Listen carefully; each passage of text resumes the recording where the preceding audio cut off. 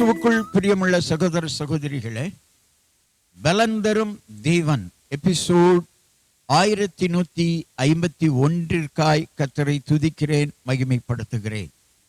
இந்த நாளிலும் சங்கீதம் 119:67 நான் உங்களுக்காக வாசிக்கிறேன். நான் உபத்திரவப்படுவதற்கு முன் வழி தப்பி நடந்தேன், இப்பொழுதோ உம்முடைய வார்த்தையை காத்து நடக்கிறேன். சங்கீதக்காரன் சொல்லுகிறான், என்னுடைய உபத்திரவத்திற்கு காரணமே உம்முடைய வசனத்தின்படி நான் வாழாததுதான். யாரெல்லாம் பைபிள் சொல்லுகிற வார்த்தைகளுக்கு கீழ்ப்படியாமல் வாழ்ந்து கொண்டிருக்கிறார்களோ அவர்களுக்கு துன்பமும், பைபிள் சொல்லுகிற வார்த்தைகளுக்கு கீழ்ப்படிந்து நடக்கிறவர்களுக்கு மகிழ்ச்சியும் வரும்.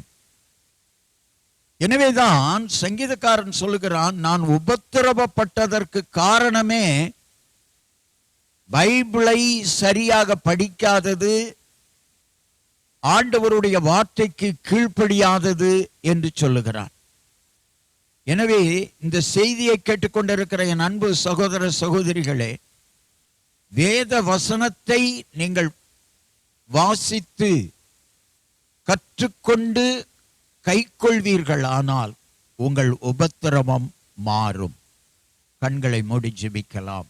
அன்றைக்கு சங்கீதக்காரனுக்கு வாழ்க்கையில ஆண்டவரே வேத வசனம் நல்ல ஞானத்தை கொடுத்ததை போல, உபத்திரவத்தை மாற்றினதை போல, இன்றைக்கும் யார் யார் உபத்திரவத்திலே சிக்கி தவித்துக் கொண்டிருக்கிறார்களோ அவர்கள் எல்லாரையும் மாற்றக்கூடிய வேத வசனம் அவர்களுக்குள்ளே பாய்வதாக.